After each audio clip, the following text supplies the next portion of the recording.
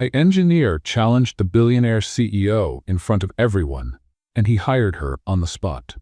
Before we start the story, tell me in the comments, from which city are you watching? And at the end, don't forget to rate this story from 0 to 10. Enjoy the story.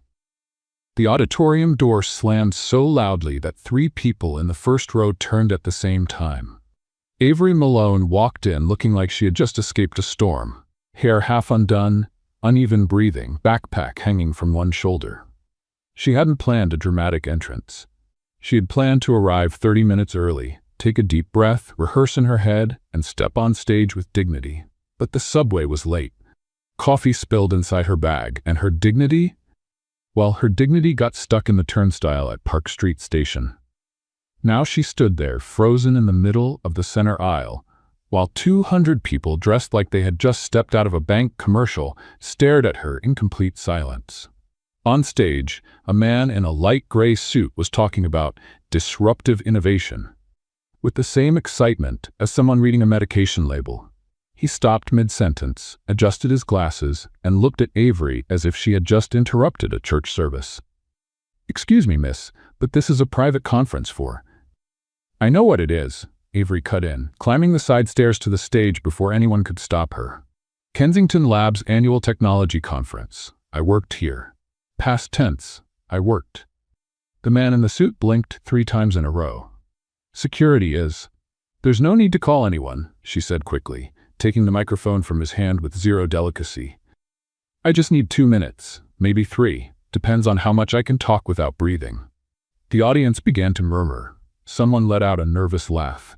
Avery took a breath, looked into the lights that almost blinded her, and thought, "All right, you lost your job, your bank account is empty, and your mother called yesterday asking if you were really okay. So technically, you have nothing left to lose."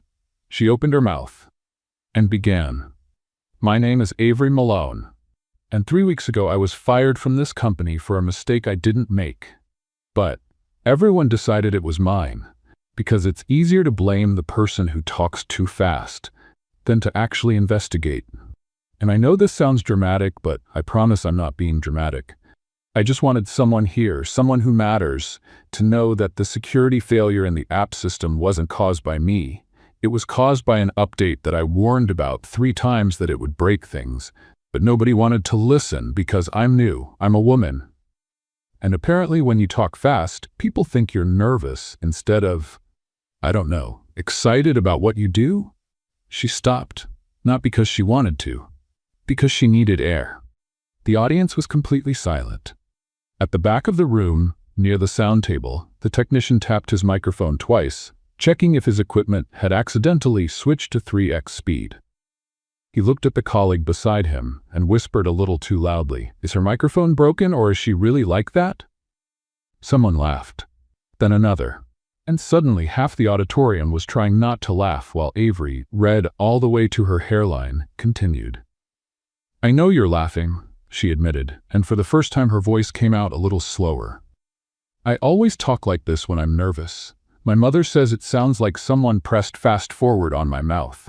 But that doesn't change the fact that I was right. And I was fired anyway." The smiles faded, tension returned, and then Avery did the only thing she knew how to do when she felt herself sinking. She kept talking. "I lost my apartment. I lost my reputation.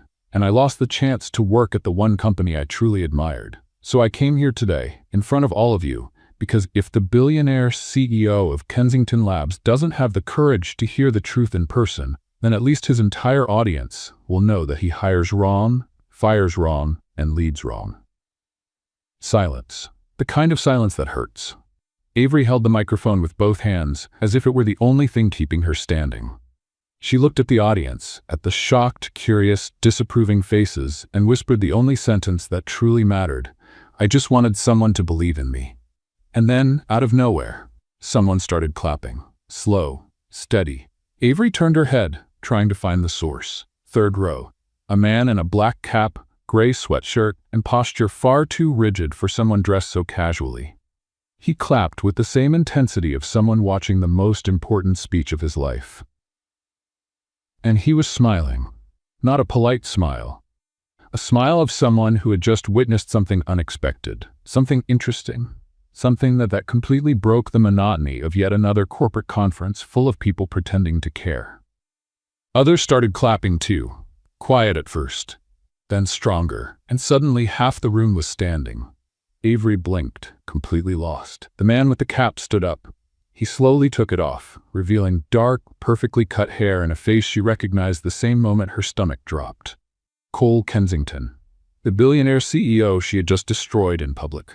He walked onto the stage with the calm of someone used to being the center of attention. He stopped beside her, took the microphone she was holding like it was an anchor, and said the most unbelievable thing Avery had ever heard in her life. "You are rehired." The auditorium erupted. Avery froze, and Cole Kensington, the man she had sworn to hate forever, tilted his head slightly and whispered just for her, "I hope you speak this fast when you're standing next to me too." Avery opened her mouth, closed it, opened it again, and for the first time in her life, she could not say anything at all. Avery woke up the next morning thinking she had dreamed everything. But then she looked at her phone and saw 17 unread messages, 3 emails from Kensington Labs, and a video of her on stage that had already passed 50,000 views. "Great," she murmured to the bathroom mirror. "Now I'm viral. Exactly what I needed to start the week." The mirror did not answer, but if it had, it probably would have said something like, "You asked for this." And it would be right. 2 hours later, Avery was standing in front of the Kensington Labs building, trying to convince her legs to move. The building looked like something from an architecture magazine cover: mirrored glass, clean lines, and a giant revolving door. She took a deep breath, adjusted her backpack, and pushed the door. It spun too fast. Avery stumbled, tried to steady herself, hit the glass, and came out on the other side looking like a rag doll tossed by an energetic child. The receptionist looked at her over her glasses. "Good morning. How can I help you?" Yes, I'm Avery Malone. I think I was hired yesterday, or rehired. I'm still processing." The woman typed something into the computer and nodded. "Oh yes, the girl from the video." Avery felt her face warm. "Technically, I'm a software engineer, but yes, that's me." The receptionist handed her a temporary badge and pointed to the elevator. 12th floor. "Someone will meet you there." Avery took the badge, thanked her 3 times in a row, and stepped into the elevator praying no one else would get in. Because the last thing she could handle at that moment was being polite to strangers while her stomach was doing acrobatics. The elevator went up in silence, and then the door opened. The 12th floor was just like she remembered. A huge open space, shared desks, people typing too fast, and at least 3 conversations happening at the same time. But something was different now. Everyone stopped talking when she stepped out of the elevator. Everyone. Avery smiled as naturally as she could, which probably looked more like a nervous twitch than genuine friendliness, and walked toward the empty desk someone had pointed out as hers. The whispers started before she reached it. "That's her. The one who crashed the conference. I heard Cole rehired her only because he felt sorry. She won't last a week." Avery sat down, pulled her laptop from her backpack, and whispered softly to the keyboard. "It's all right. We've been through worse. Remember the time I spilled coffee on the server? This is nothing." The keyboard, of course, did not answer. But if it had, it probably would have said, "You are talking to me again. This is never a good sign." 10 minutes later, Cole Kensington appeared. He didn't walk into the room. He arrived, as if the universe had decided that was the perfect moment to remind everyone who was in charge. Navy suit flawless, posture straight, and that expression of someone used to being the smartest person in the room. Avery looked at him and thought, "Wow, yesterday you were wearing a sweatshirt. Now it looks like you're about to close an international merger before lunch." Cole stopped in front of her desk. "Good morning, Avery." "Good morning, Cole." He frowned slightly. "Mr. Kensington." Avery blinked. "Sorry? Inside this building, I am Mr. Kensington. Hierarchy matter, nothing personal." She looked at him for a full 3 seconds, trying to decide whether he was serious or if this was some kind of strange corporate test. He was serious. "All right," she said slowly. "Mr. Kensington, understood." Cole nodded as if he had just won an important negotiation and pointed to the large screen on the wall. "Let's review the conference video. I want everyone to see what happened and understand the context of your rehire." Avery felt her stomach drop. Wait, you're going to show the video? Here? In front of everyone? Transparency is essential for corporate culture, Cole said, already clicking the remote. The screen lit up, and there she was. Messy hair, crooked backpack, talking so fast it looked like someone had sped up the recording. Someone laughed. Cole tried to pause the video, or at least he meant to pause it, because instead of pausing the video, he hit the wrong button and shut down the entire projector. The screen froze, blinked twice, and turned off completely. Total silence. Cole looked at the remote like it had just betrayed him. Technically, this shouldn't turn off the... You pressed the red button, Avery said, trying not to laugh. I know which button I pressed. The red button turns everything off. It's basically rule number 1 of remote controls. Cole stared at her. Avery stared back. Then, out of nowhere, he let out a short sigh and handed her the remote. Fix it. Avery took the remote, turned the projector back on, and restarted the video from the beginning. And while she did that, she whispered, "Thank you, remote. You're the only friend I have here." Cole heard. She could tell by the way he tilted his head, but he didn't say anything. The video started again, and this time Avery forced herself to watch it. Every second, every rushed word, every moment of tension she had felt on stage, now projected in high definition for the whole team to see. When it ended, Cole turned off the screen and faced the group. Avery Malone was fired unfairly. She was right about the system failure, and now she's back.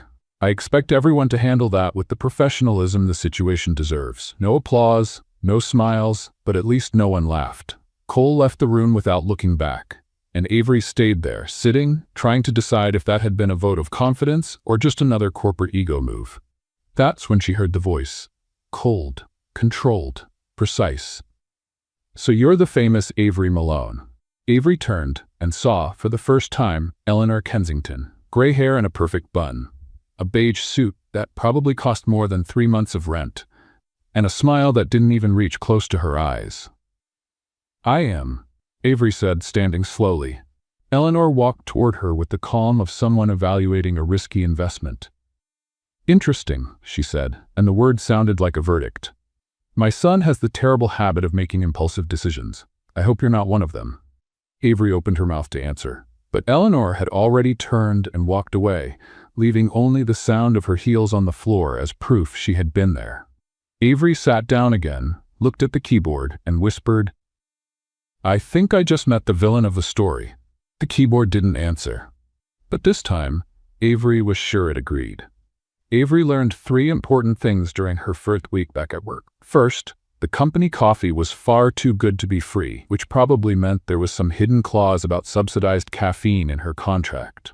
Second, the entire team pretended she didn't exist, except when they needed her to fix something they themselves had broken. Third, Cole Kensington had an ego the size of Boston, and she was about to run straight into it. Literally. It was almost 8 at night when Avery finally solved the problem the team had been struggling with for 2 weeks. The code was right there on the screen, working perfectly, as if it had always been obvious. She leaned back in her chair and smiled at the monitor.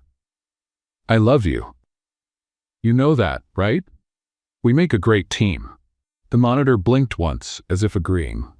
Avery saved everything, emailed the report to the tech team, and shut down the computer with that good mission accomplished feeling. She grabbed her backpack, threw it over her shoulder, and walked toward the elevator, humming a song she didn't even remember the lyrics to. That's when she heard voices. Meeting room, door slightly open, and the unmistakable voice of Cole Kensington using that "I'm the genius here" tone. Avery stopped, not because she wanted to snoop, but because she heard her name. "And the solution I developed solves the latency issue we were facing," Cole said, and she could hear the proud smile even without seeing his face. Simple, efficient, scalable implementation, exactly what we expected. Avery frowned, waited another second. Then she heard one of the directors say, "Impressive, Cole. As always, you surprise us." She felt her blood boil. He was taking the credit. Her credit. Avery pushed the door harder than she meant to. It hit the wall, the sound echoed through the whole room, and 5 people turned at the same time to look at her.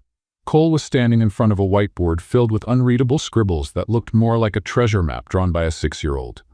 He blinked. Avery, I thought you had already left. So did I, she said, walking into the room and dropping her backpack on the nearest chair. But then I heard you taking credit for a solution I created. Silence. The kind of silence that feels like someone just paused the entire world. Cole cleared his throat. I was explaining the general concept of the project. Obviously, you handled part of the technical execution, but the strategic vision came from me, Avery cut in, folding her arms. The vision, the execution, and the part where I spent 3 days debugging code everyone swore had no solution. So technically, this isn't our work, it's my work. Cole opened his mouth, closed it, tried again. Avery, I understand you're excited. But there's a hierarchy here. And part of my role as CEO is to present the team's work in a cohesive way to take the credit and look like the genius while the rest of us do the hard work. One of the directors let out an awkward cough. Another pretended he was very busy looking at his phone. Cole took a step toward her, and for the first time since Avery met him, he looked genuinely irritated. You are being disrespectful. You are being unfair. I'm the CEO, and I'm the person who solved the problem. Avery shot back, her voice louder than she intended. So if you want to present the team's work, at least mention who did what. Or better yet, let the person who actually did the work present it. Cole fell silent. Not the kind of silence of someone thinking of a response, the kind of silence of someone who just realized he lost control of the situation. He looked at the whiteboard filled with scribbles. Scribbles he had made while trying to copy her ideas too quickly, and that now looked like secret codes written by someone with a shaking hand. Then he looked back at Avery, and he did the only thing a CEO with a bruised ego would do. He smiled. But it was the kind of smile that never reached the eyes. You're right, he said, each word slow and controlled. At the next meeting, you present, in person, in front of the entire board, including my mother. Avery felt her stomach twist. But she wasn't about to show weakness now. Perfect. I accept. Cole nodded once, grabbed the remote from the table, and turned off the projector with so much force the button almost popped out. Meeting adjourned. The directors left the room so fast they looked like rats abandoning a sinking ship. And in less than 10 seconds, it was just Avery, Cole, and a tension thick enough to cut with a knife. Avery picked up her backpack slowly, swung it over her shoulder, and turned to leave. Avery? She stopped, didn't turn, just waited. You're good at what you do, Cole said, and for the first time his voice came without that automatic superiority.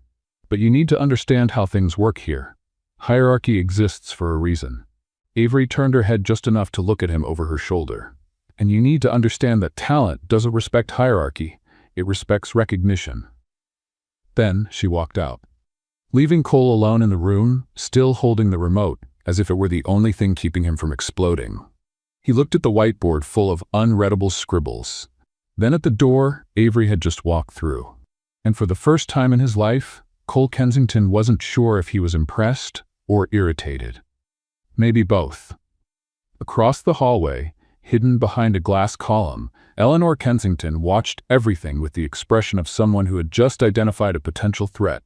She grabbed her phone, typed a quick message, and hit send. We need to talk about the new rehire. Urgent. Then she walked away, leaving only the sound of her heels echoing in the empty hallway. Avery was in the elevator when she noticed her hands were shaking. She pressed the lobby button 3 times in a row, as if that would make the elevator move faster, and whispered to her own backpack, I just argued with a billionaire. In front of the whole team. Was that brave or foolish? The backpack didn't answer. But if it had, it probably would have said, probably both, but at least you didn't let him crush you. And the worst part? Avery had the feeling this was only the beginning. Avery did not expect the invitation. She was actually in the middle of a silent argument with the printer, which had decided to jam exactly when she needed to print a 20-page report, when Cole appeared beside her and said, Dinner. Tonight, 8 o'clock. Avery looked at him, then at the printer, then back at him. Sorry, what? Work dinner, Cole repeated, as if it were the most obvious thing in the world. We need to discuss the board presentation. You said you wanted to present, so we need to align the strategy. Avery blinked 3 times in a row. Like, dinner? With food, the two of us? Cole frowned slightly. Yes, that is how dinners work. I know how dinners work, she said quickly, feeling her face warm. I just didn't expect you to. Anyway, all right. Where? I'll send the address.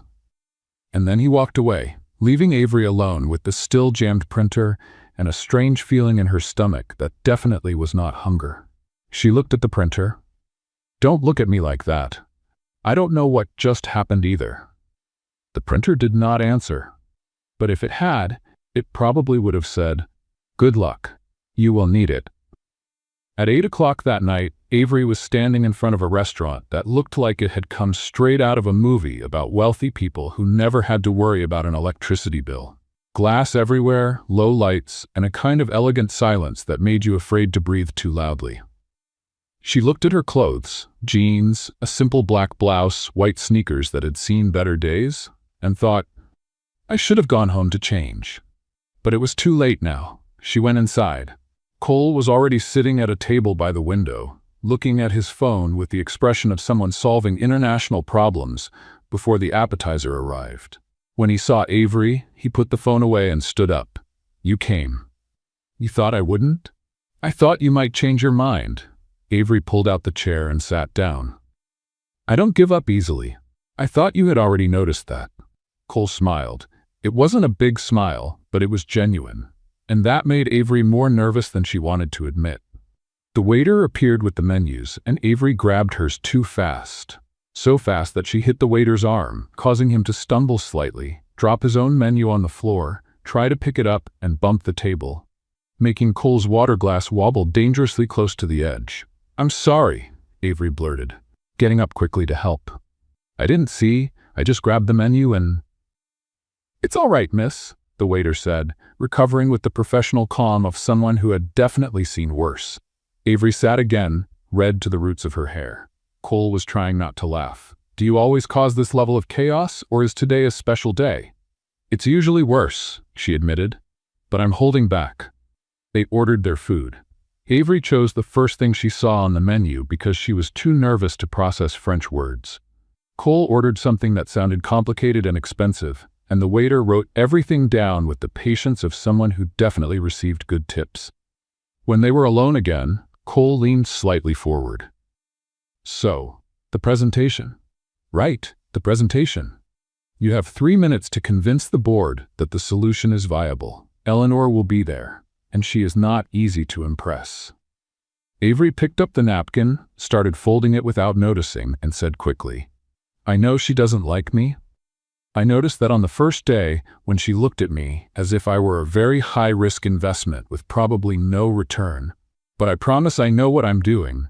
I just need 3 minutes and a slide that doesn't freeze in the middle of the presentation because last time the projector decided to quit at the exact moment I needed it most, and, Avery? She stopped. Sorry. I talk fast when I'm nervous. I noticed, Cole said, and this time the smile was impossible to hide. And I like it. Avery blinked. You like it? It's refreshing. No one here talks like that. Everyone measures every word as if they were closing an international merger. You just talk. It's honest. Avery didn't know what to say, so she picked up the water glass to buy some time. Except she missed the glass. She grabbed the napkin, brought it to her mouth, realized the mistake, and simply wiped the napkin on itself, as if that made any sense. Cole burst into laughter. It wasn't a polite laugh. It was a loud, genuine laugh, the kind that makes people at nearby tables look over. Avery dropped the napkin and covered her face with her hands. I can't believe I just did that. You wiped the napkin, Cole said between laughs, with itself. I noticed. That was the most absurd thing I have ever seen someone do at a dinner. Thank you. I love being memorable for the wrong reasons. Cole wiped his eyes, still laughing quietly, and for the first time since Avery met him, he seemed lighter, as if he had let go of the weight of being the perfect CEO for just 2 seconds. You are impossible, he said, but his tone was warm, almost gentle. Avery felt her heart speed up, and then Cole's phone rang. He looked at the screen, and his expression changed completely. All the warmth disappeared. The lightness vanished. And suddenly he was the CEO again, rigid, controlled, distant. I need to take this, he said, already standing up. Okay. Cole stepped away from the table and answered near the window, his back to her. Avery could not hear what he was saying, but she could see by his posture, tense shoulders, his free hand closed into a fist, that it was not an easy call. When he came back, the smile was gone completely. "Sorry, it was my mother." Avery didn't know what to say, so she just nodded. Cole sat down, picked up his glass of water, and took a long sip before speaking again. "She wants me to review the guest list for the presentation. Apparently there are people she does not approve of." "Like who?" Cole looked at her, and Avery understood. "Oh, like me." "She didn't say that directly," Cole answered a little too fast. "But she rarely says things directly. She just suggests and waits for you to obey." Avery felt something tighten in her chest. "And are you going to obey?" Cole stayed silent, and that silence hurt more than any answer. Avery slowly grabbed her backpack, slung it over her shoulder, and stood up. "You know what? I think we already discussed everything we needed about the presentation. Thank you for dinner." "Avery, wait." But she was already leaving.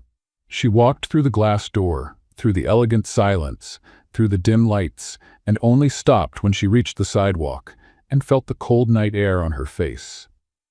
She looked up at the dark sky and whispered to no one in particular, "I really thought he was different." Inside, Cole was still sitting there, holding his phone as if it were about to explode. He looked at the empty chair in front of him, and for the first time in a long while he felt he had made the wrong choice. Avery spent the whole night practicing. Literally, the whole night. At 3 in the morning, she was standing in the living room of her tiny apartment, talking to herself, while pointing at invisible slides in the air and trying to control the speed of her own voice.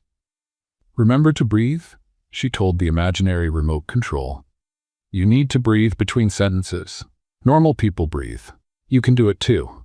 The apartment was too quiet, so she turned on some soft music in the background, just so she would not feel like she was completely losing her mind.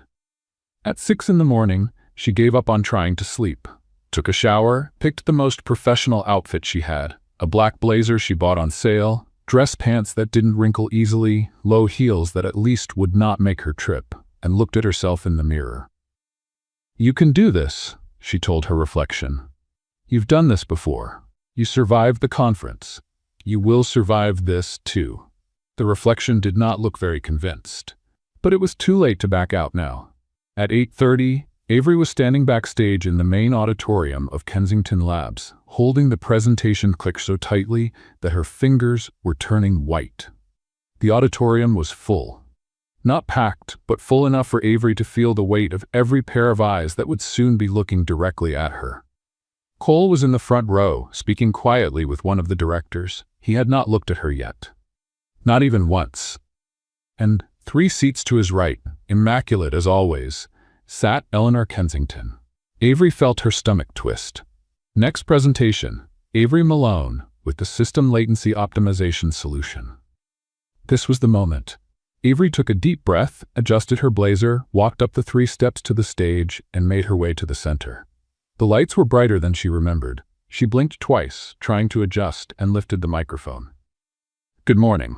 My name is Avery Malone, and today I will present the solution we developed for the latency issue affecting the main system." The microphone screeched. Loud. So loud that 3 people in the front covered their ears. Avery pulled the microphone back, waited for the screech to stop, and tried again. "Sorry. As I was saying, the solution we developed." Another screech. Even worse this time. Someone laughed nervously in the back. Avery looked toward the sound technician backstage, who was already moving frantically through the controls trying to figure out what was wrong. He gestured, "Just 1 more second." Avery waited. 5 seconds. 10 seconds. 15. The silence was uncomfortable. She cleared her throat and decided to continue without the microphone, projecting her voice as much as she could. "All right, let's continue. So as you can see on the first slide," she pressed the clicker. The stage lights went out. All of them. The entire auditorium went dark. And then someone laughed. Not in a mean way. More like that involuntary laugh that comes out when something is so absurd you can't hold it in. The lights came back on. Avery looked at the clicker in her hand as if it had just betrayed her. This shouldn't. Technically, this controls the slides, not the stage lights. The technician ran over, grabbed the clicker, swapped it for another one, and whispered quickly, "Sorry, we grabbed the wrong remote." Avery nodded, took the new clicker, took a deep breath, and tried again. Click. The slide appeared. Finally. She almost sighed in relief. Perfect.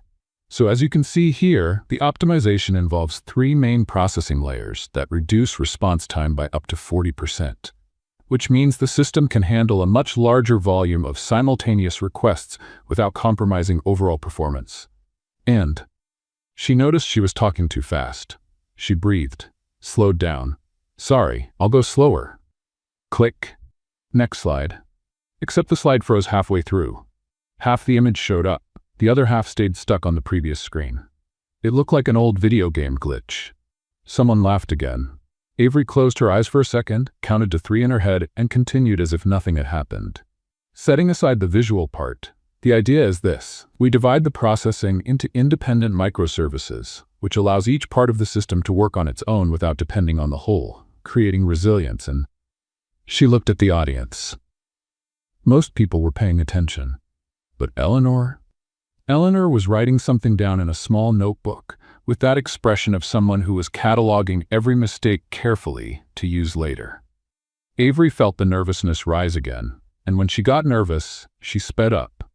So what happens is that we can isolate specific failures without shutting down the entire system because each microservice has enough autonomy to keep operating independently, and this is especially important in high-traffic scenarios where a cascading failure could compromise the entire operation. And breathe, someone whispered from the audience.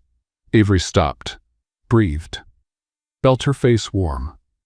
"Sorry, I know I talk fast, I just get excited when I talk about this and..." Anyway, she went to the last slide. At least that one worked. In short, the solution works, it's scalable, and it solves the problem. Thank you. Polite applause. Nothing exciting, nothing warm. Just the kind of applause people give because it's socially expected. Avery left the stage quickly, walked right past Cole, who still hadn't looked at her, and went backstage before anyone could say anything. She found the nearest bathroom, locked herself in one of the stalls, and rested her head against the cold wall. "I did everything wrong," she whispered to no one. Microphone made noise, lights went out, slide froze, I talked too fast, and she wrote everything down. Silence. And then, deep in her mind, came that annoying voice that always showed up at the worst moments.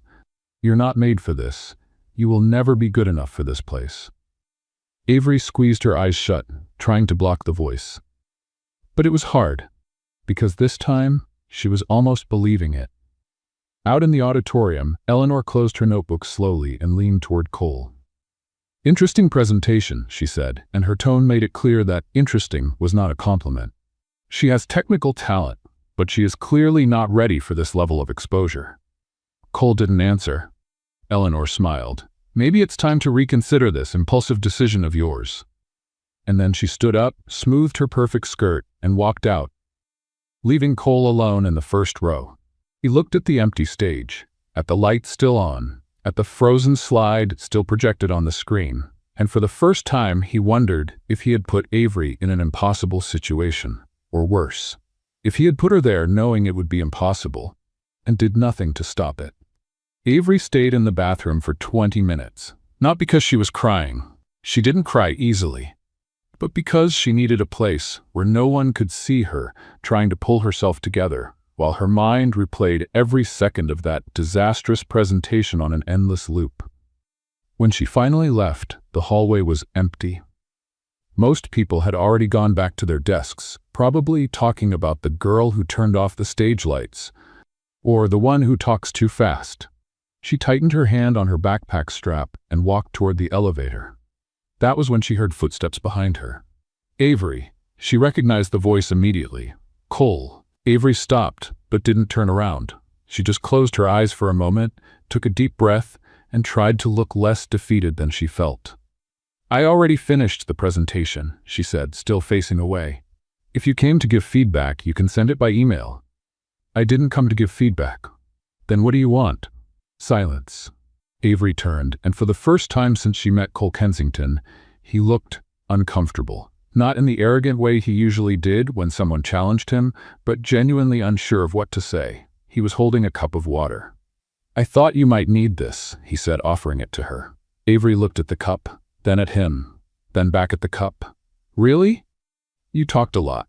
Fast. I figured your throat might be dry." She almost laughed, almost. But she was too tired to find anything funny. "Thank you," she said, taking the cup. Except Cole held on to it for too long.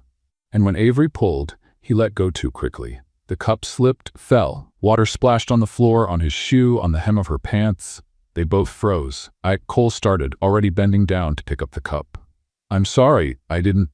He grabbed the cup, stood up too fast, hit his head on the corner of the table next to him.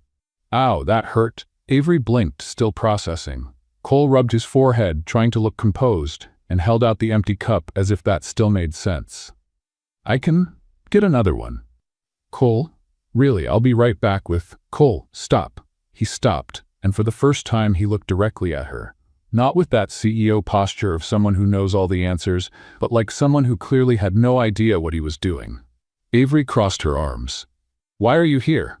I already told you. I thought you might be thirsty." "No. Why are you really here?" Cole opened his mouth, closed it, tried again. "I thought you might be upset." "Upset?" Avery repeated, her voice sharper than she intended. "You think?" My mic squeaked, the lights went out, the slide froze, and your mother wrote down every mistake like she was building a file against me. "So yes, Cole, I'm a little upset. I know it wasn't easy." "Not easy?" "It was humiliating. And you know what made it worse? You were sitting in the front row and you didn't do anything. You didn't get up to fix the mic. You didn't ask them to change the clicker. You didn't say a word when your mother stared at me like I was a system failure." Cole stepped back, as if her words had physically pushed him. "I couldn't interfere. It would have been inappropriate." "Inappropriate." Avery let out a humorless laugh. "You rehired me in the middle of a conference, in front of 200 people, without thinking twice. But now, when I actually needed support, suddenly you're worried about what's appropriate? Avery, you're oversimplifying the situation. And you're complicating it," she shot back. "Either you believe in me or you don't. There's no middle ground just because your mother doesn't approve." Cole stayed silent, and that silence said everything. Avery felt something tighten in her chest. Not surprise. Disappointment. The kind that hurts more because deep down you still hoped for something different. "I see," she said, her voice quieter now. "Tired. You didn't come here to support me. You came here to ease your own conscience." "That's not it." "Then what is it, Cole? Because from where I'm standing, you only show up when it's convenient for you. When you get to look like the hero. But when things get difficult, when someone actually needs you, you disappear." Cole opened his mouth, but nothing came out, and Avery realized he didn't have an answer, because she was right. She adjusted her backpack and stepped toward the elevator. "If you're not going to truly support me," she said without looking back, "then you don't need to pretend." She pressed the elevator button and waited in silence. Cole stood in the hallway, still holding the empty cup, with a water stain on his pants and a growing feeling that he had just lost something important. He looked at the cup, then at the elevator doors that had just closed. And for the first time in his life, Cole Kensington couldn't find a logical solution to the problem, because the problem wasn't technical. It was him. Later that night, Avery was lying on her apartment sofa, still in her work clothes, staring at the ceiling. She picked up the TV remote, turned it on, turned it off, then on again. "Do you think I overreacted?" she asked the remote. The remote didn't answer. "It's just, he tried, you know? In his strange way. He brought water. That counts, doesn't it?" Silence. Avery sighed and tossed the remote onto the sofa beside her. "Who am I kidding? He didn't come because he cares. He came because he feels guilty. And guilt is not the same as support." She closed her eyes, and deep down, in the place she didn't want to admit existed, there was still a small, stubborn part of her that wished Cole had stayed. That he had insisted, that he had proved she was wrong, but he didn't stay. And that said everything. Meanwhile, in the empty office at Kensington Labs, Cole was still sitting at his desk, staring at his phone. He had typed and erased the same message 3 times. "Sorry about today." Erase. "You were right. I should have done more." Erase. "I don't know how to fix this." Erase. He dropped the phone on the desk and ran a hand through his hair, frustrated. For the first time in a long time, Cole Kensington realized that being a CEO didn't mean having all the answers. And when it came to Avery Malone, he didn't have any answers at all. Only a growing crack in the ego he once thought was unbreakable. And the uncomfortable feeling that if he didn't do something soon, he would lose the one person who had the courage to tell him the truth. Avery didn't expect to see Cole on the roof. In fact, she didn't even know the building had roof access until she found the slightly open door at the end of the 14th floor hallway. And she had only gone up there because she needed a place to breathe without anyone finding her. But there he was, sitting on the edge of the low ledge, his back to the door, looking out at the glowing city below. Avery almost turned around and left, but then he spoke without looking back. "You can come in. I don't bite." She hesitated. "How did you know it was me?" "You breathe loudly when you're nervous." Avery closed her eyes for a second, embarrassed, and walked onto the roof. The cold wind hit her face right away, messing up the hair she'd spent 10 minutes trying to pin back. "I don't breathe loudly," she said, stopping a few feet away from him. "Yes, you do. It's like a short sigh before you speak. That's invasive. You shouldn't pay attention to things like that." Cole turned his head slightly, and for the first time since Avery met him, he wasn't wearing a tie. His white shirt was unbuttoned at the top, sleeves rolled to the elbows, and his hair was a bit messy, like he had run his hand through it over and over. He looked human. "What are you doing here?" she asked, crossing her arms against the cold. "Hiding." "From what?" Cole let out a laugh with no humor in it. "Everything. The company, my mother, myself. Take your pick." Avery didn't expect that answer, and she definitely didn't expect the raw honesty that came with it. She sat on the ledge, keeping a safe distance, and looked out at the city, too. "Then we're in the same boat," she said. "I came here to hide, too." "For me?" "Among other things." Silence. Not uncomfortable, just silence. The kind that happens when two people are too tired to pretend everything is fine. After a moment, Cole spoke again. "I messed things up with you." Avery turned to look at him. "You figured that out on your own, or did someone need to draw a picture?" He gave a small smile. "Quick, but real. On my own. Took me a while, but I got there. Congratulations. Want a trophy? I want you to listen to me." Avery stayed quiet. Cole took a deep breath, like he was getting ready for something difficult. "My mother raised me to be perfect. Not good, not competent, perfect. And I spent my whole life trying to meet that impossible standard because I thought that was what I needed to do to be loved, to be seen." He paused, looked at his hands. "But the truth is, I was never free to make mistakes, never free to be vulnerable, because vulnerability, in her world, means weakness, and weakness is not allowed."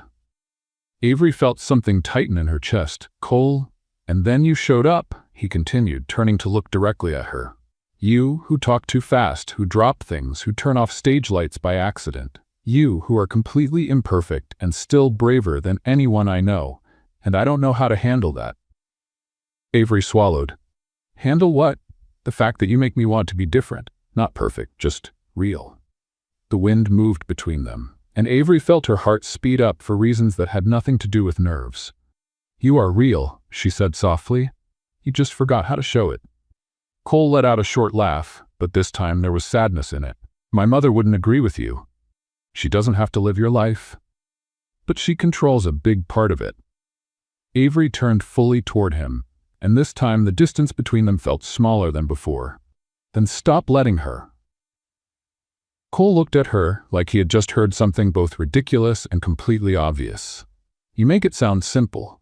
"Because it is," Avery said. "Hard, but simple. You just need to decide what matters more, her approval or your own peace." Cole stayed silent for a long moment, and then, slowly, he smiled. It wasn't the confident CEO smile. It was the smile of someone who had just realized he was talking to the one person who understood. "How do you do that?" he asked. "Do what?"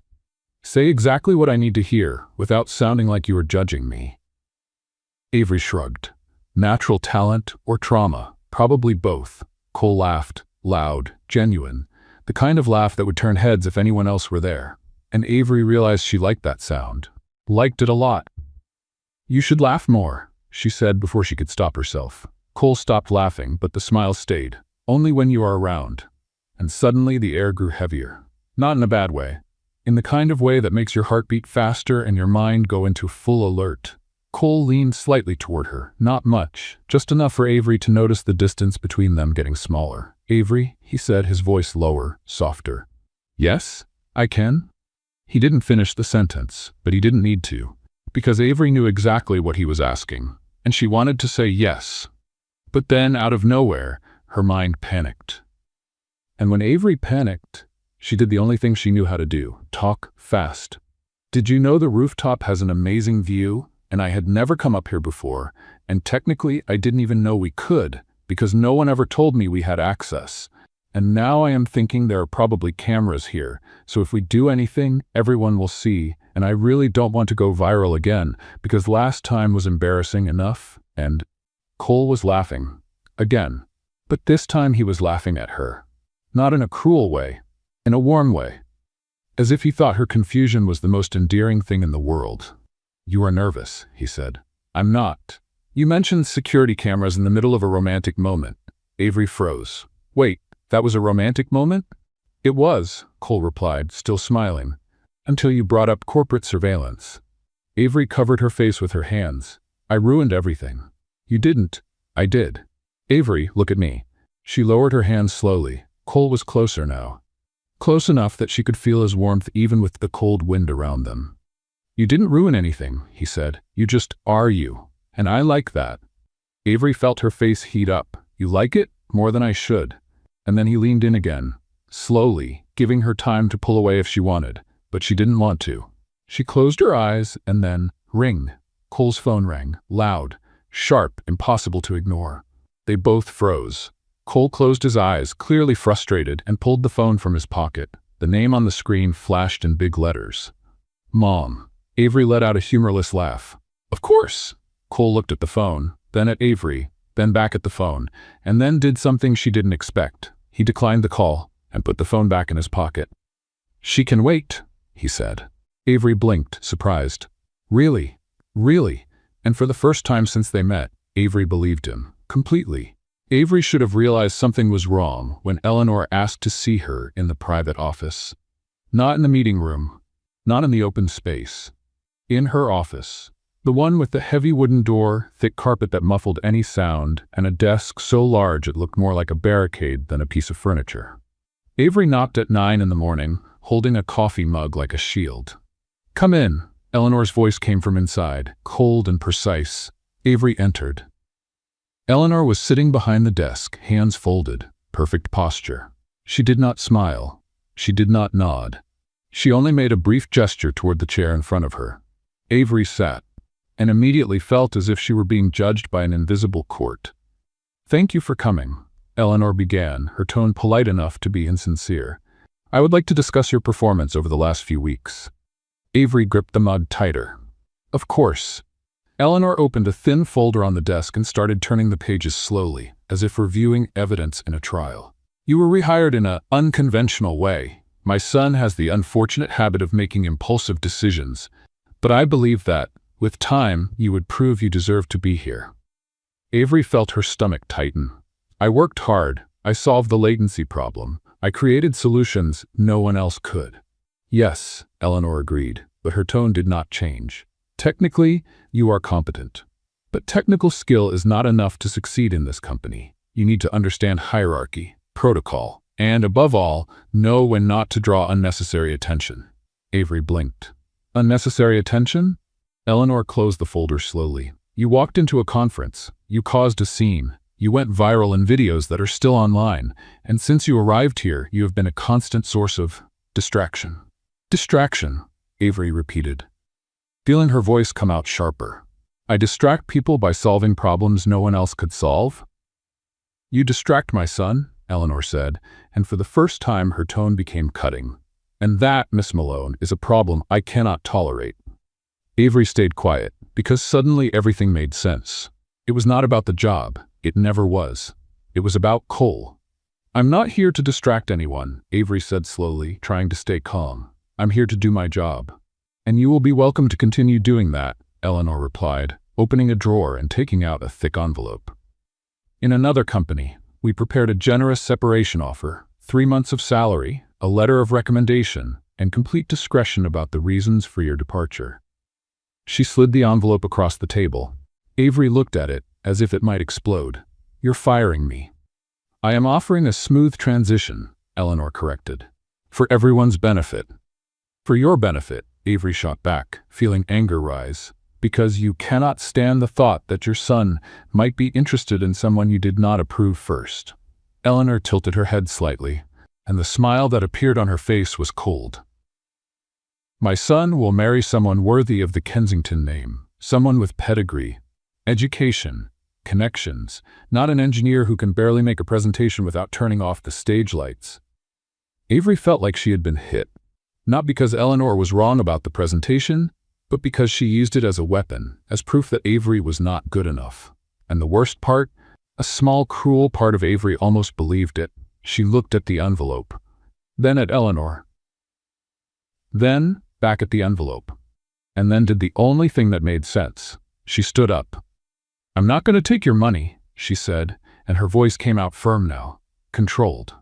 Because if I do, you will think you won, that you bought me, that you silenced me. Eleanor raised an eyebrow. Then what do you intend to do? Avery took a deep breath, and then let everything out so fast she could barely control it.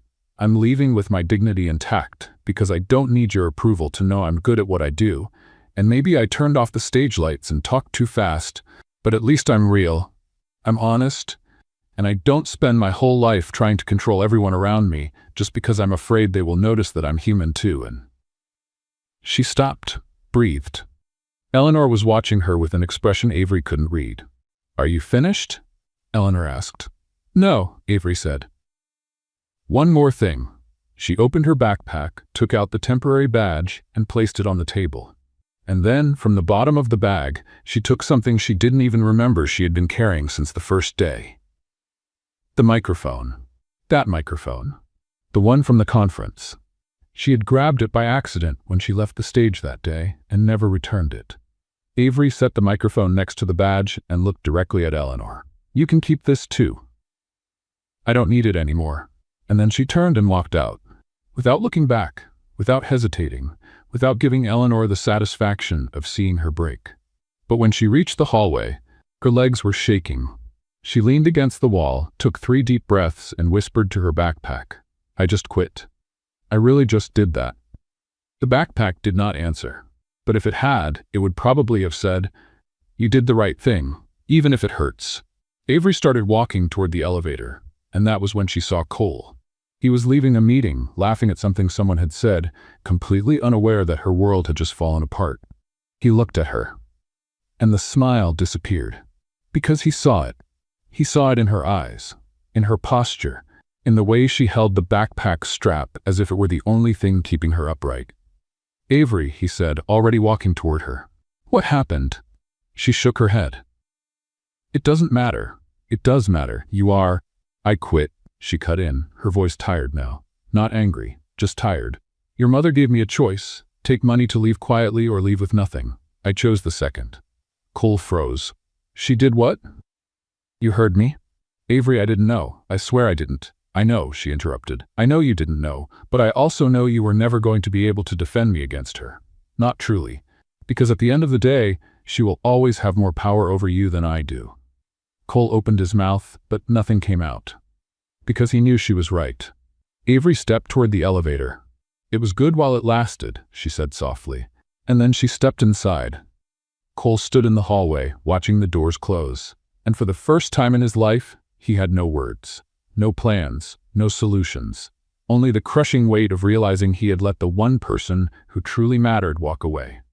And he had done nothing to stop it. Cole spent 3 days trying to convince himself everything was fine. Avery had left. That was it. People left companies all the time. It was part of the natural cycle of business. He would get over it. The company would get over it. Everything would go back to normal. Except nothing went back to normal. Because now he had to present the final project alone. The same project Avery had developed. The same project she should have been presenting beside him. The same project he now had to explain to a room full of investors and board members without the one person who truly understood every technical detail. He was devastated, but he was the CEO, And CEOs did not show weakness. So Cole did what he always did, swallowed the discomfort, straightened his tie, and walked into the auditorium as if he were in total control. He wasn't. The room was full. Important investors, board members, Eleanor in the front row, with that expression that demanded perfection or nothing. Cole stepped on stage, adjusted the microphone, and looked at the audience. Good morning. Today we will present the final optimization solution that has been the focus of our technical team over the last few weeks. A solid start, confident, exactly what it should be. He clicked the remote. The first slide appeared, and Cole realized too late that he had not reviewed the slides carefully enough. Because the slide was full of technical terms Avery had written. Terms she would have explained with ease. Terms he technically understood, but not the way she did. So as you can see, he began, pointing to the chart on the screen, the implementation involves distributed processing layers that work independently but also integrated at the same time, creating a microservice structure that allows horizontal scalability without compromising vertical performance. And he stopped, because he realized he was talking too fast, just like Avery. Cole cleared his throat, trying to slow down. Sorry. What I meant is that the system, it divides the processing into parts that work together, but separate at the same time. Someone in the audience frowned. Cole felt sweat forming on the back of his neck. Next slide. This one was worse. Full of numbers, statistics, data Avery had compiled that made perfect sense when she explained it, but now looked like a foreign language. The load test showed a 42% reduction in average latency, which means the response time dropped from 87 milliseconds to 2. He looked at the slide. The numbers were right there, but his mind froze, completely. To 53, he said, but he wasn't sure if it was 53 or 56. Someone raised a hand. Mr. Kensington, the slide says 51. Cole looked at the slide again. 51, of course, 51. Exactly, he said too quickly. 51. That's what I meant. I just tripped over the numbers because there are a lot of numbers, and I was focusing on the most important part, which is the overall reduction that directly impacts the final user experience. And he was talking fast again, and this time he noticed. Because he saw the expression on people's faces shift from polite attention to what is happening to him. Cole stopped, breathed, tried to pull himself together. But when he tried to go to the next slide, he pressed the wrong button. The screen went back to the previous slide. He pressed again. It skipped 2 slides. He pressed once more. The presentation closed completely. Black screen. Complete silence. Cole stood on the stage, holding the remote like it had just betrayed him, and felt something he had never felt during a presentation. Panic. Pure. Uncontrolled. Paralyzing. He began, but his voice came out weak. Sorry, just a second. He tried to reopen the presentation, but his hands were shaking. And the more he tried, the more he messed up. And then, out of nowhere, he heard someone laughing. Not loud, not mean, but that kind of nervous laugh that comes out when you see someone falling apart and you're not sure if you should help or look away. Cole looked at the audience, and he saw Eleanor. She wasn't laughing, but she was watching him with that expression he knew well. The silent look of disappointment that said, "You're embarrassing me." And something broke inside him. Not his ego. Not his confidence. His mask. Cole set the remote on the table beside the stage, turned off the projector and faced the audience. "You know what?" he said, and his voice came out louder now, steadier. "I can't do this alone." Silence. "This presentation, this project, it wasn't my idea. It was Avery Malone's, the engineer I rehired impulsively at a conference, the one everyone thought was a joke, but who turned out to be the brightest person in this company. And I let her walk out." Eleanor shifted in her seat. Cole went on. "I let her leave because I didn't have the courage to defend her, because I cared more about hierarchy, protocol, and what other people would think than about the fact that she was right. About everything. About the project, about me, about the way I lead." He looked directly at Eleanor, and about the way I let other people control my life. Eleanor didn't look away, but Cole saw her jaw tighten. He turned back to the audience. "So, I'm not going to continue this presentation pretending I know everything. Because I don't. I need her. And if you really want to understand this project, you're going to need her too." And then he walked off the stage, without waiting for a reaction, without waiting for approval, without looking back. He walked right past Eleanor, who whispered, sharp as a blade, "Cole, come back here right now." But he didn't, because for the first time in his life, he was doing something for himself, not for the company, not for his mother, not for the family name, for him, and for Avery. 10 minutes later, Cole was in his office, standing in front of the window, looking out at the city below. He picked up his phone, opened his contacts, and stopped at her name, Avery Malone. He typed a message, deleted it, typed again, deleted it, and then finally wrote the only thing that made sense. "I ruined everything, but I want to fix it. Please give me a chance." He sent it, and waited. The phone stayed silent for 5 minutes that felt like 5 hours. Then it buzzed. Cole looked at the screen. "Avery, if I'm not mistaken, aren't you supposed to be presenting right now?" Cole smiled for the first time in 3 days. "Yes. You're an idiot. I know. But at least you're an honest idiot." "Does that mean you'll give me a chance?" The 3 dots appeared, disappeared, appeared again. And then the message came. "Avery, coffee, tomorrow, 8 in the morning. If you're late, I'm leaving." Cole let out a breath he didn't know he'd been holding. "Cole, I'll be there." He put the phone away, looked at his reflection in the window and whispered, "Don't mess this up." And for the first time since Avery left, he felt that maybe, just maybe, he still had a chance to make things right. Cole woke up at 5 in the morning, not because the alarm went off. He just hadn't been able to sleep since they arranged the coffee meeting. He showered, changed clothes 3 times, finally settling on a light blue shirt and jeans because a suit felt too formal, and left home 2 hours early. If there was one thing he wasn't going to do, it was arrive late. At 7:40, he was standing in front of the cafe Avery had sent the address to. A small place with worn wooden tables, mismatched chairs, and a handwritten menu on a chalkboard. Nothing like the places he usually went to, and exactly the kind of place that made sense for Avery. Cole went inside, ordered 2 coffees, one black and one with milk because he didn't know which she preferred, and sat at the table near the window. At 7:50, he checked the time every 30 seconds. At 7:55, he started to think she wasn't coming. At exactly 8, the door opened, and there she was. Hair tied back in a slightly crooked ponytail, old backpack on her shoulder, worn sneakers, and an expression that made it clear she was there, but not exactly pleased about it. Cole stood up. Avery walked to the table and sat without saying a word. He pushed one of the coffees toward her. "I didn't know which one you prefer, so I ordered both. You can choose." Avery looked at the 2 cups, then at him. "You really came." "I said I would. You also said you were going to support me. And look how that turned out." Cole felt the hit, but he didn't look away. "I deserve that." "You deserve worse," Avery said, picking up the latte. "But I woke up too early to spend my morning calling you names. So go on. What do you want?" Cole took a deep breath. Then he opened his mouth to say everything he had rehearsed in his head for the last 12 hours.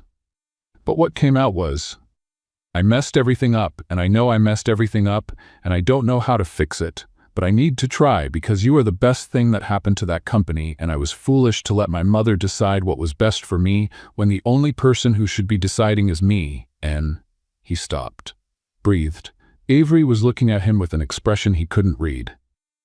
"You're talking fast," she said. Cole blinked. "I am?" "Just like me, when I'm nervous." He let out a humorless laugh. "Apparently you're contagious." Avery didn't smile, but something in her eyes softened just a little. "Go on." Cole picked up his own coffee, took a sip to buy time, and tried again, slower this time. "I spent my whole life trying to be the perfect CEO, the perfect son, the person everyone expected me to be, and I thought that was what leadership meant. But it isn't. Leadership isn't about controlling everything. It isn't about pretending you have all the answers. It's about knowing when to ask for help, knowing when to admit you were wrong." He looked straight at her. "And I was wrong, with you. I let my mother fire you because I was afraid to confront her. Because I've always been afraid to confront her. But after you left, I realized that no matter how hard I try to please her, it will never be enough. Because what she wants isn't what's best for me. It's what's best for her image of who I should be." Avery held her cup with both hands but didn't drink. She just listened. And then I did that presentation alone, Cole continued. And it was awful. I froze. I talked too fast. I got the numbers wrong. The screen even shut off halfway through. I turned into you on that stage. Except when you do that, it's because you care so much that the nerves take over. When I did it, it was because I was lying, pretending I knew something that only you truly knew. He stopped, looked down at his hands. And I realized I don't want to pretend anymore. I don't want to be perfect. I just want to be honest. And the honest truth is that I need you. The company needs you. And I would like to have the chance to prove I can be different. Silence. Avery took a sip of her coffee, set the cup back on the table, and looked at him for a long moment. Are you done? I'm done. Then it's my turn. Cole nodded, ready to hear everything he knew he deserved. Avery leaned forward slightly. You were a fool. Completely. And I was furious. I spent 3 days wanting to call you just so I could yell at you. But do you know what stopped me? What? The fact that deep down I knew you didn't do it out of malice. You did it because you're afraid. And I understand fear. I talk fast when I'm afraid. You freeze. It's the same thing, just different. Cole felt something tighten in his chest. So you forgive me? Avery tilted her head. Not yet, because forgiveness isn't about pretty words in a coffee shop. It's about action, about real change. So if you really want a second chance, you'll have to prove it. Not to me, to yourself. Cole nodded slowly. What do I need to do? First, go back to that company and finish what you started. Present the project the right way. Without fear, without pretending. Just be honest about what you know and what you don't know. And you? Avery smiled for the first time, small but real. I'll be watching, from a distance, to see if you really changed. Cole felt a wave of relief mixed with nervousness. And after that we talk again. But this time without you begging. I want a partner, Cole. Not someone who needs to be rescued all the time. I don't need to be rescued, he said, steady now. I just needed someone to remind me of who I really am. Avery held his gaze for another second. Then she stood, swung her backpack over her shoulder, and started toward the door. But before leaving, she turned back. Oh, and Cole? Yes? Next time you try to impress me? Maybe don't start by freezing in a coffee shop. Just a tip. And then she left, leaving Cole alone at the table with 2 half-finished coffees and the first real sense of hope he had felt in days. He picked up his phone, opened his calendar, and scheduled a meeting with Eleanor. Because if he was going to do things right this time, he had to start with the hardest place. And for the first time in his life, he wasn't afraid. He was ready. 2 hours later, Cole was in Eleanor's office. She was sitting behind the desk as always, with that perfect posture and that evaluating stare. So, she said, folding her hands, you finally decided to show up. I need you to rehire Avery, Cole said without hesitation. Eleanor raised one eyebrow. No, this is not a request. It is a condition. A condition, Eleanor repeated, and her tone was dangerous. For what exactly? For me to stay as CEO, because if you do not rehire her, I will leave, and I will take the project with me. Eleanor stayed silent. Then, slowly, she smiled, but it was not a happy smile. It was the smile of someone who had just realized the game had changed. You would not do that, she said. Try, Cole replied, and find out. And for the first time in her life, Eleanor Kensington had no answer. Avery was in the middle of a job interview when her phone rang. She looked at the screen. Cole Kensington. She ignored the call and turned her attention back to the man in the gray suit sitting across from her, who was explaining the company's benefits with the enthusiasm of someone reading furniture assembly instructions. The phone rang again. Avery gave an apologetic look and declined the call without answering. 30 seconds later, a message arrived. Cole, please, answer. It is important. Avery sighed, excused herself, and stepped into the hallway. She called back. Cole answered on the first ring. You took a while. I was busy. Some people actually need to work to live, you know? I know, and that is why I'm calling. I want you to come back. Avery closed her eyes and counted to 3 in her head. Cole, we already talked about this. I am not going back just because you had a sudden moment of clarity. It is not sudden. I talked to my mother, and you are rehired, officially. Avery stopped in the middle of the hallway. You did what? I gave her an ultimatum. Either she rehires you or I leave. and she agreed. Avery felt her stomach twist. Not in a bad way, in a confused, surprising way. Why would you do that? Because you were right about everything, and because I am tired of letting other people decide my life. So, what do you say? Will you come back? Avery leaned against the cold hallway wall and thought for a long moment. I have conditions. Tell me. Equality. I am not coming back as a subordinate. I am coming back as a partner, co-leader of the project. My name appears next to yours, and when I speak you listen. Truly listen. I agree. I am not finished, Avery continued. I want autonomy. If I say something will not work, you trust me. You do not question me in front of others. You do not try to take control. And if your mother tries to fire me again, you defend me, immediately, publicly. Silence on the other end. Avery waited. You want me to challenge my mother, publicly. I want you to be the leader you say you want to be, and real leaders do not let anyone, not even their own mother, disrespect the team. Cole let out a short laugh. You do not make things easy, do you? I never did. That is why you became interested in me. True, he admitted. So, is that it? Those are your conditions? Yes. Do you accept them or not? I accept all of them. Avery felt something warm spread through her chest. It was not full trust, but it was a beginning. When do you want me to start? Now. There is a meeting in 1 hour, with the entire board, including my mother. Avery looked at her watch. Cole, I am on the other side of the city. I will send a car. 15 minutes. You are impossible. I know. See you there. And he hung up. Avery stood in the hallway for a few seconds, processing what had just happened. Then she went back to the interview room, apologized to the man in the gray suit, and said, Thank you for the opportunity, but I have just accepted another offer. And she left before he could respond. 50 minutes later, Avery was sitting in the Kensington Labs conference room, facing 10 people who looked at her as if she had just walked into a private ceremony uninvited.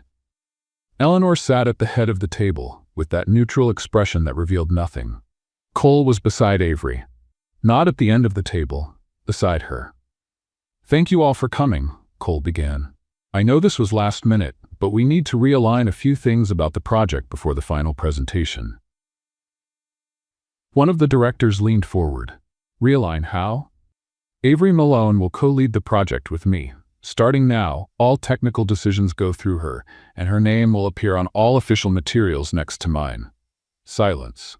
Eleanor took a slow sip of water as if weighing every word she was about to say. Cole, this is highly irregular. Avery just returned.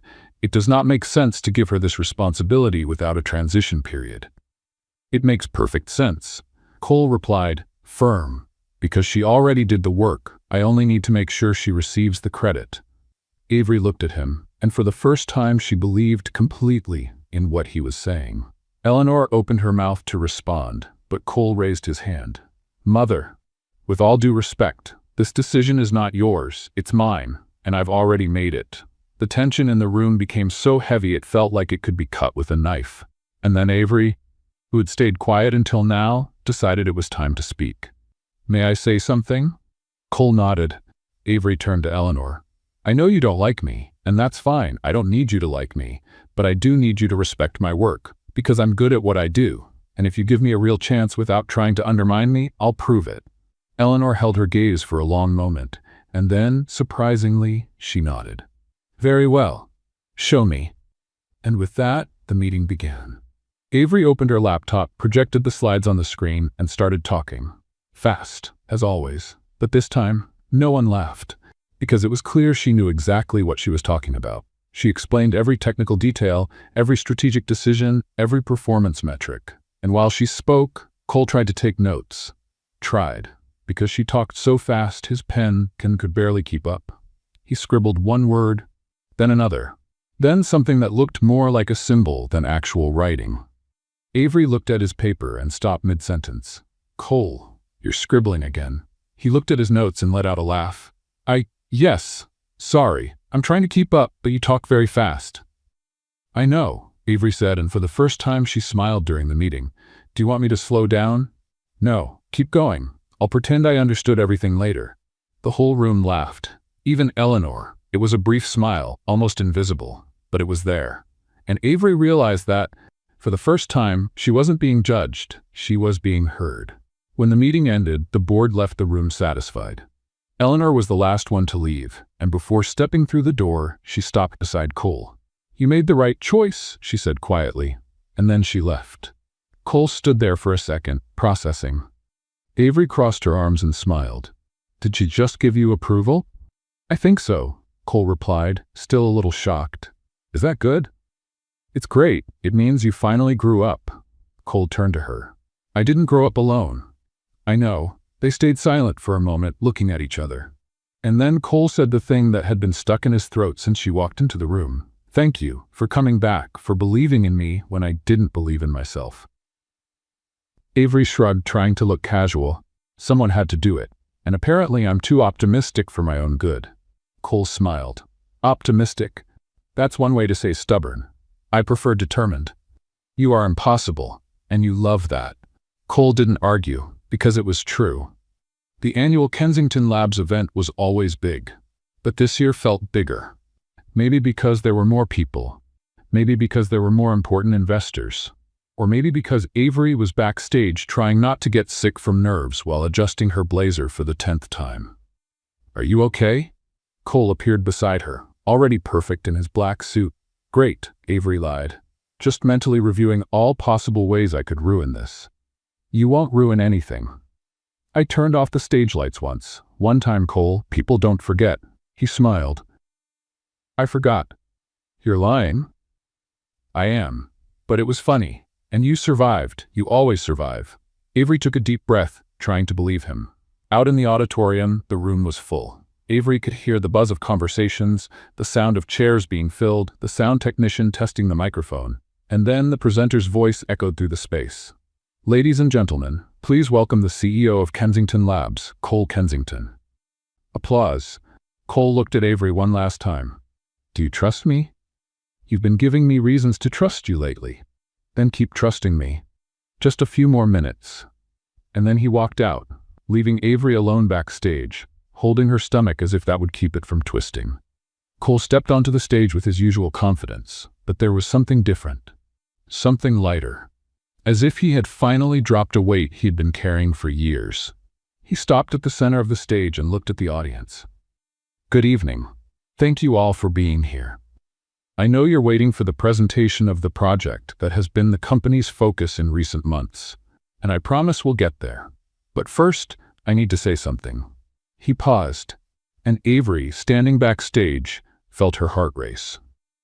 "I spent most of my life trying to be perfect," Cole began. "Trying to meet expectations, trying to prove I deserved to be here. And in the process, I forgot something important. Leadership isn't about being perfect. It's about being honest. And the honest truth is that the project we're presenting today wasn't my idea." Murmurs in the audience. "It was the idea of someone I almost lost because of pride and fear. Someone who had the courage to challenge me when I needed it most. Someone who walked into this auditorium, grabbed a microphone, and told the truth, even though she knew she could lose everything." He turned toward backstage. "Avery Malone, could you come here, please?" Avery froze. He had not warned her about this. She looked toward the side hallway, seriously considering running, but then remembered there were cameras everywhere, and running would be worse than going up. So she took a deep breath, straightened her posture, and walked to the stage. The lights were bright. The audience was huge, and Cole was at the center of it all, holding something in his hand. The microphone. That microphone. The same one from the conference. The same one she had returned when she quit. Avery stopped beside him, completely lost. "What are you doing?" she whispered. "Giving back what's yours," Cole said quietly before turning to the audience again. "This microphone has become a symbol of the day Avery walked into that conference and changed everything, of the day she had the courage to speak the truth. And today, I want to give it back to her, because her voice matters, and I want everyone to know that." He held out the microphone. Avery looked at the microphone, then at Cole, then at the entire audience watching her. And then she did the only thing she could. She took the microphone. Her hand trembled slightly as she brought it to her mouth. Hi again. Some of you saw me last time I held this microphone, and it was a disaster. But this time I promise I won't turn off the lights, or at least I hope I won't, because that would be very embarrassing if it happened again." And the microphone crackled. Lightly. Avery stopped, looked at the microphone, looked at Cole, and started to laugh. Not a nervous laugh, a genuine one. "Of course it would crackle," she said, and this time her voice came out more relaxed. "Because apparently this microphone and I have a complicated history." The audience laughed with her, and Avery realized suddenly that she wasn't afraid. "But you know something?" she continued. "I didn't come here today to talk about technology or about the project. I came because this man beside me did something I never expected. He changed. Truly. Not because it was convenient, but because he chose to be honest. He chose to be vulnerable. And he chose to give me credit when it would have been much easier to take everything for himself." She turned to Cole. "And that is real leadership." Cole held her gaze, and Avery saw something in his eyes she hadn't seen before. Fear, hope, love, all at the same time. "So thank you," she said, softer now, but the microphone caught every word. "For giving back the microphone, for giving back my voice, and for finally listening." Silence. The kind of silence that happens when everyone is holding their breath, waiting for what comes next. Cole took a step toward her. "May I say one more thing, too?" Avery nodded, unable to speak. "I love you." The whole audience let out a collective gasp. Avery felt her heart race. "You? What?" "I love you," Cole repeated, and this time his voice was firm, certain.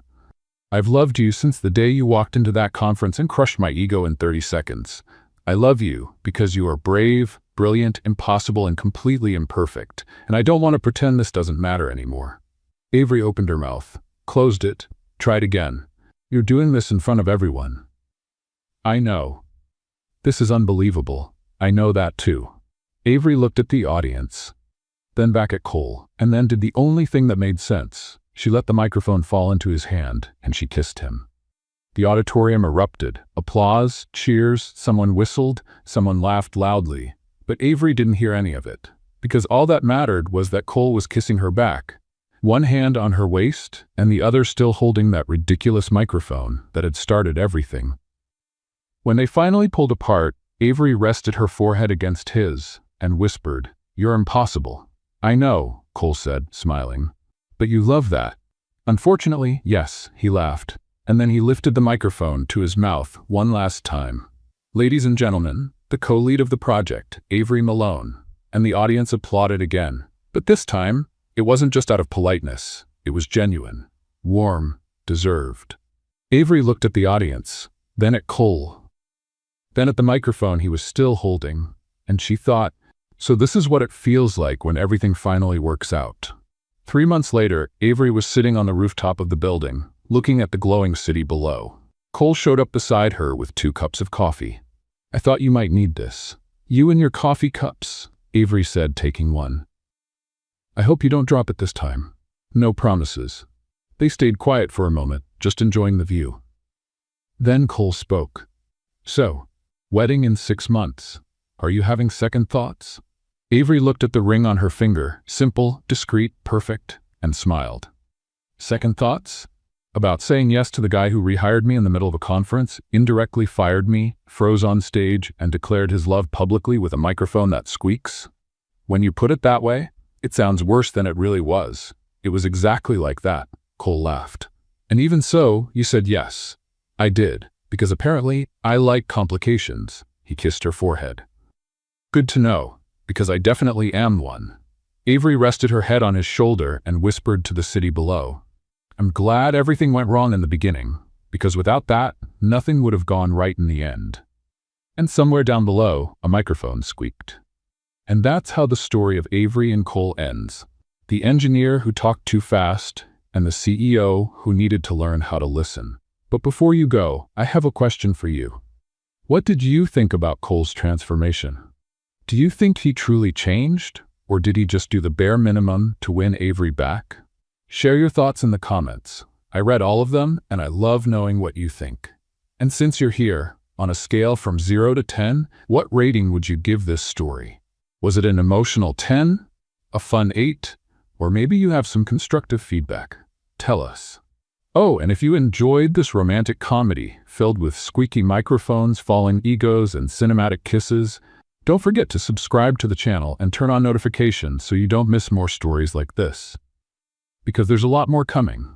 Complicated CEOs, clumsy heroines, controlling families, and of course, happy endings you won't want to miss. See you in the next story.